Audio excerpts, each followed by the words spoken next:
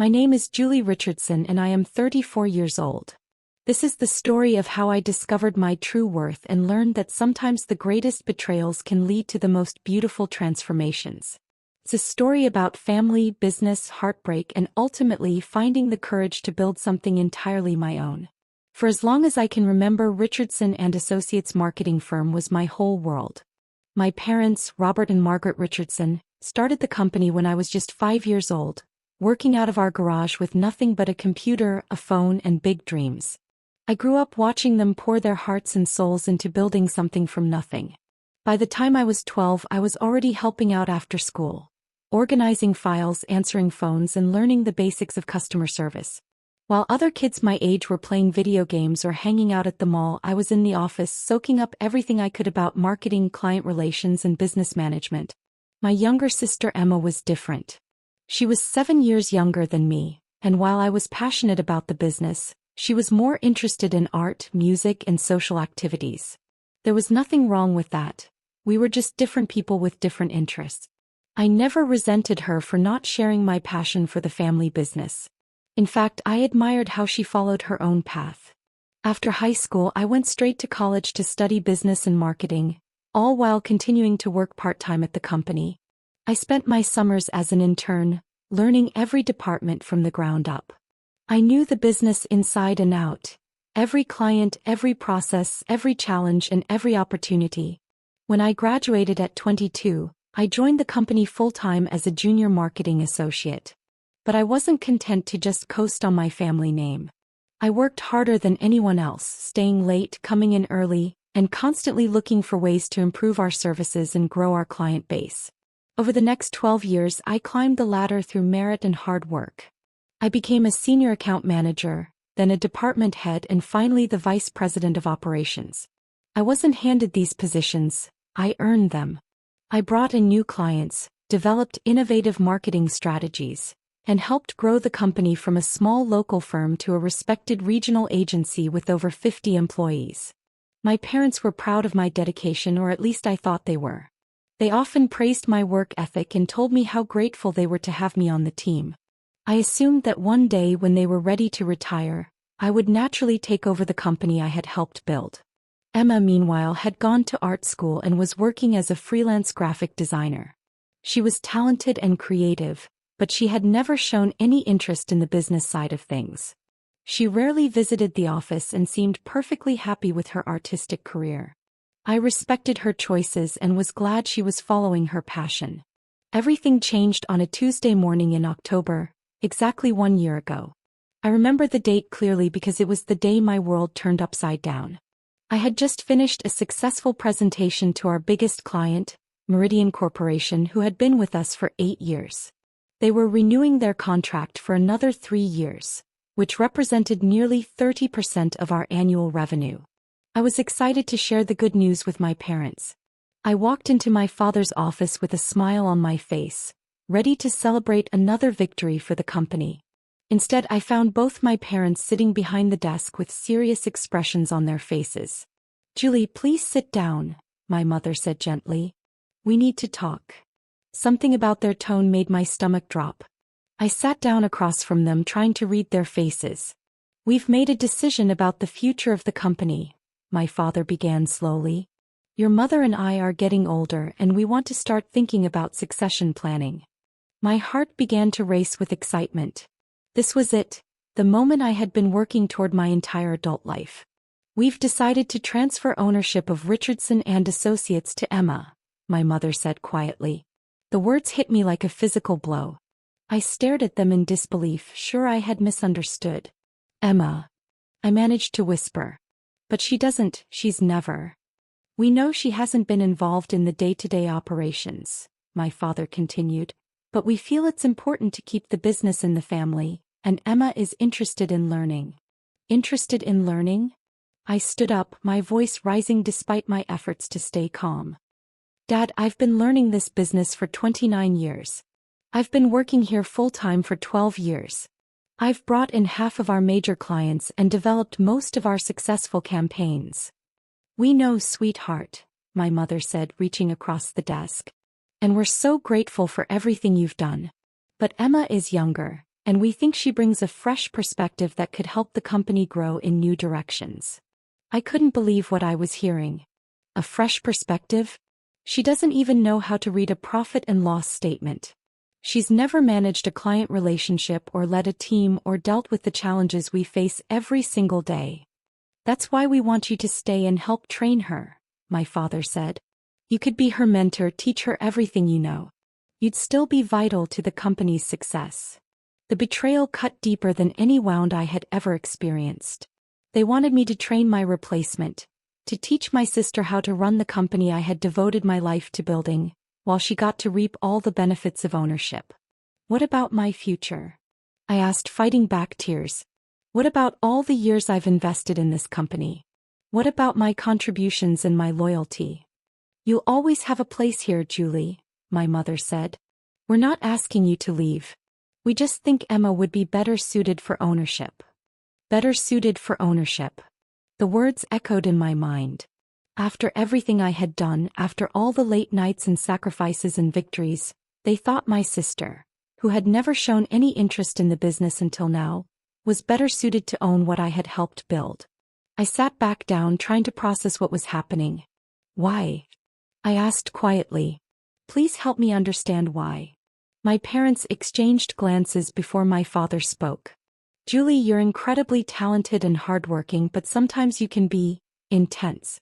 You're very focused on the technical aspects of the business, but leadership requires different skills. Emma has a more collaborative approach, and she's better at connecting with people on an emotional level." More collaborative. Better at connecting with people. These were polite ways of saying they thought I was too direct, too focused, too much like them when they were building the company from scratch. "When does this transition happen?" I asked, my voice barely audible. "We're announcing it next week," my mother replied. "Emma will start working here full-time next month, and we'll begin the formal ownership transfer process." I nodded slowly, my mind racing. Everything I had worked for, everything I had sacrificed, everything I had built, it was being handed to someone else. Not sold, not earned, just given away as if my contributions meant nothing. "I need some time to think about this," I said, standing up again. "Of course," my father said. "Take all the time you need. This is a big change for everyone." I walked out of his office in a daze. My colleagues smiled and waved as I passed their desks, not knowing that their world was about to change too. I sat at my own desk, staring at the family photos and company awards that decorated my workspace, and tried to figure out what I was going to do. Over the next few days, I watched as my parents began preparing for Emma's arrival. They were excited and optimistic, talking about new directions and fresh energy. Emma seemed enthusiastic but also overwhelmed by the prospect of running a company she had never really understood. I realized that staying would be impossible. I couldn't watch my sister learn the job I already knew how to do better than anyone. I couldn't pretend to be happy about training someone to take over what I had built. And I couldn't continue working for a family that had so clearly demonstrated they didn't value my contributions. 2 weeks after that devastating conversation, I walked into my father's office one more time. "I'm resigning," I said simply, placing my resignation letter on his desk. Both my parents looked shocked. "Julie, please don't do this," my mother pleaded. "We need you here. Emma needs you here." "You made your choice," I replied calmly. "Now I'm making mine. I can't stay and watch someone else take credit for the work I've done. I can't pretend to be okay with being passed over for someone who doesn't understand this business." "Where will you go?" my father asked. "What will you do?" "I'll figure it out," I said. "I've learned a lot in 12 years.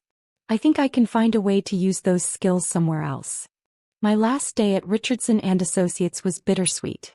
My colleagues threw me a small farewell party, expressing their confusion and disappointment about my departure. Many of them had worked closely with me for years and couldn't understand why I was leaving. I didn't tell them the real reason. I simply said I was ready for a new challenge and wished everyone the best. I packed up my office, said my goodbyes, and walked out of the building that had been my second home for over a decade. The first few months after leaving were the hardest of my life. I had enough savings to give myself time to figure out my next steps, but the emotional toll was overwhelming. I felt betrayed, undervalued, and lost. For so long, my identity had been tied to Richardson and Associates. Without it, I wasn't sure who I was or what I wanted to do. I spent a lot of time reflecting on what had happened and what I wanted for my future. I realized that while the situation was painful, it had also given me something valuable: complete freedom to choose my own path. I began networking with former clients and colleagues, exploring opportunities in the marketing industry. To my surprise, many people I had worked with over the years reached out to offer support and encouragement. They had seen my work firsthand and valued my expertise. After 6 months of soul-searching and planning, I made a decision that both terrified and excited me. I was going to start my own marketing consultancy. I called it Authentic Marketing Solutions, and my mission was simple: to help businesses tell their authentic stories and connect with their customers in meaningful ways. I rented a small office, hired a part-time assistant, and began reaching out to potential clients. Starting my own business was challenging in ways I had never expected. I had to learn about things like business registration, insurance, accounting software, and legal contracts. I had to develop my own processes, create my own systems, and build my own reputation from scratch. But it was also incredibly rewarding. For the first time in my career, I was making decisions based on my own vision and values. I wasn't answering to anyone else or compromising on what I thought was best for my clients. My first major breakthrough came when I landed a contract with a small technology startup that needed help launching their product. They had a limited budget, but they were willing to trust my expertise and give me creative freedom. The campaign I developed for them exceeded all their expectations, leading to a successful product launch and significant revenue growth. Word spread quickly in the business community. The startup CEO recommended me to other entrepreneurs, and soon I was getting referrals from satisfied clients. Within 6 months, I had more business than I could handle on my own. I hired my first full-time employee, then another. By the end of my first year in business, Authentic Marketing Solutions had 5 employees and a growing list of successful campaigns. The most satisfying part wasn't just the business success. It was the relationships I was building with my clients and employees. Unlike at Richardson and Associates, where I had always felt like I had to prove myself, here I was valued for my expertise and trusted to deliver results. Meanwhile, I occasionally heard updates about my former family business through mutual contacts in the industry. The news wasn't good. Emma had struggled to adapt to the demands of running a marketing firm. Despite her artistic talents, she found it difficult to understand the business side of operations: client management, project timelines, budget constraints, and strategic planning. Several longtime employees had left, frustrated by the lack of direction and leadership. Projects were falling behind schedule, and clients were becoming dissatisfied with the quality of work and communication. The breaking point came when Meridian Corporation, the client I had successfully renewed just before leaving, decided not to renew their contract. They cited concerns about inconsistent service quality and poor project management.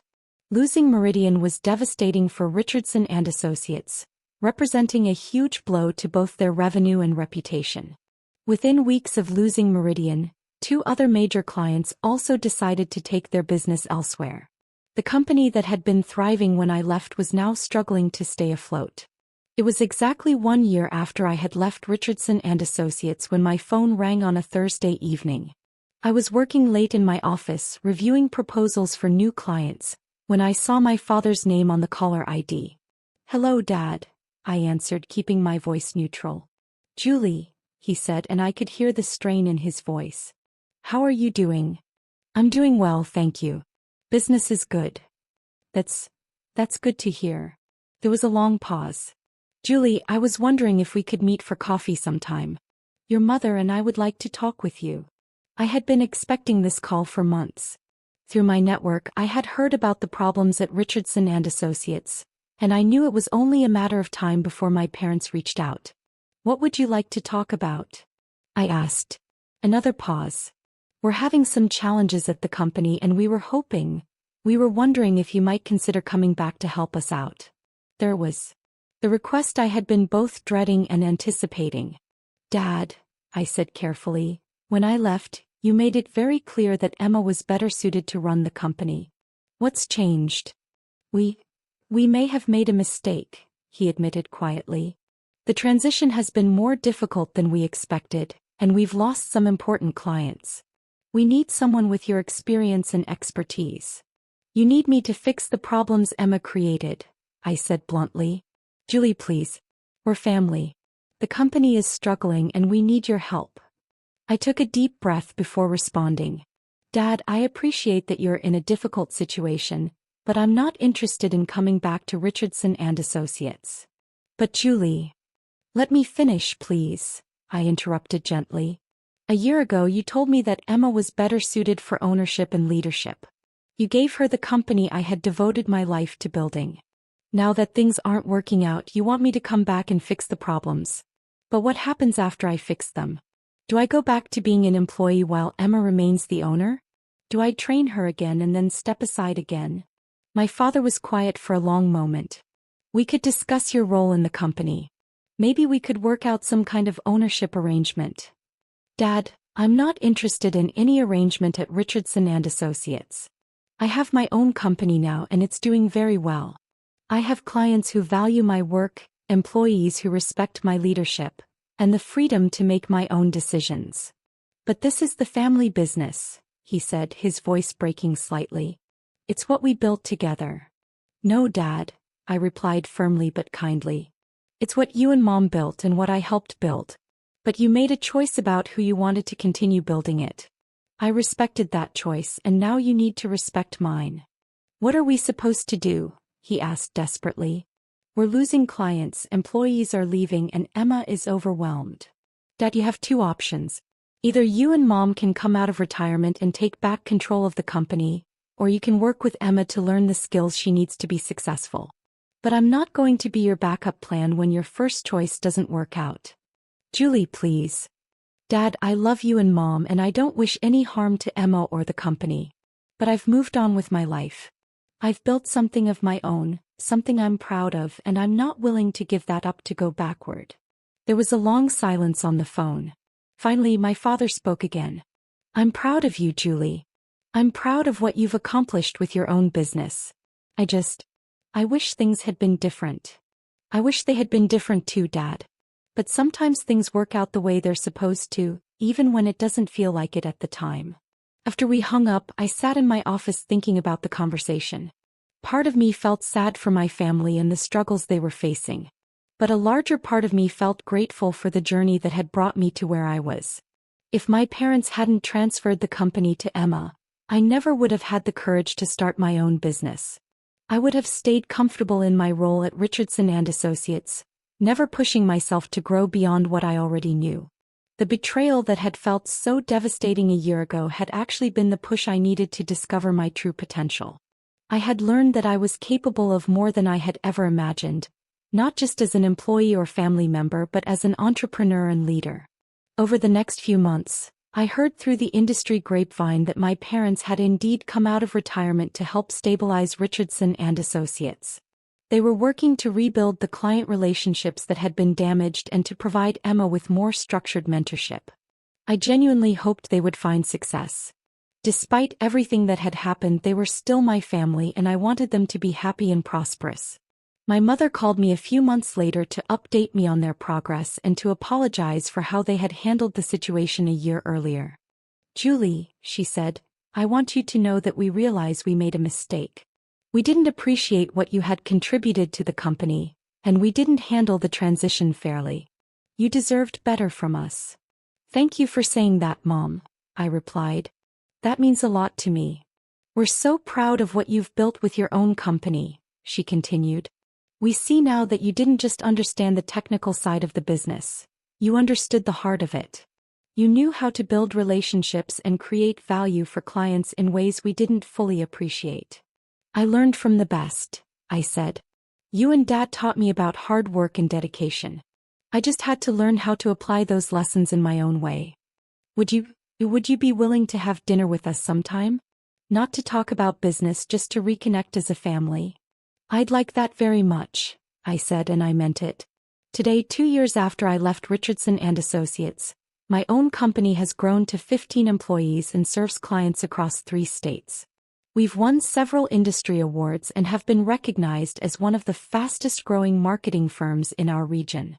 More importantly, I've learned valuable lessons about my own worth and capabilities. I've discovered that being undervalued by some people doesn't diminish my actual value. It just means I need to find the right place to apply my talents. I've also learned that family relationships can survive even significant business disagreements if everyone is willing to approach the situation with honesty and respect.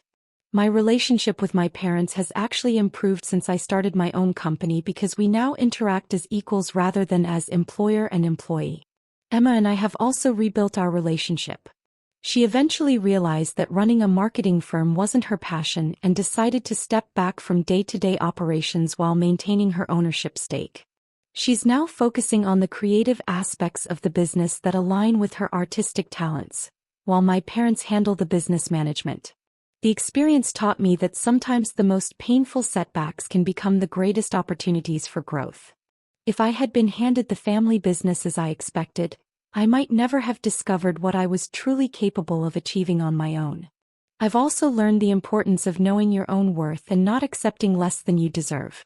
When people don't value your contributions, the answer isn't to work harder to prove yourself. It's to find people who already recognize your value. Starting my own business was scary, but it was also liberating. For the first time in my career, I was building something based on my own vision and values. I wasn't trying to fit into someone else's idea of who I should be or what I should want. To anyone who has ever felt undervalued or overlooked, I want to say this. Your worth isn't determined by other people's opinions or decisions. You have unique talents and perspectives that can create value in ways you might not even realize yet. Sometimes the people who should support you the most, family, longtime employers, mentors, might not see your full potential. That doesn't mean the potential isn't there. It just means you might need to create your own opportunities to let it shine. The betrayal that broke my heart ended up breaking me open to possibilities I had never considered. I went from being an employee trying to prove myself worthy of inheriting someone else's dream to being an entrepreneur creating my own dream from scratch. Sometimes you have to lose everything you thought you wanted to discover what you actually need. Sometimes the greatest gift comes disguised as the greatest disappointment. I'm grateful for the journey, even the painful parts, because it led me to a life and career that truly reflect who I am and what I'm capable of achieving. And that's worth more than any inheritance could ever be.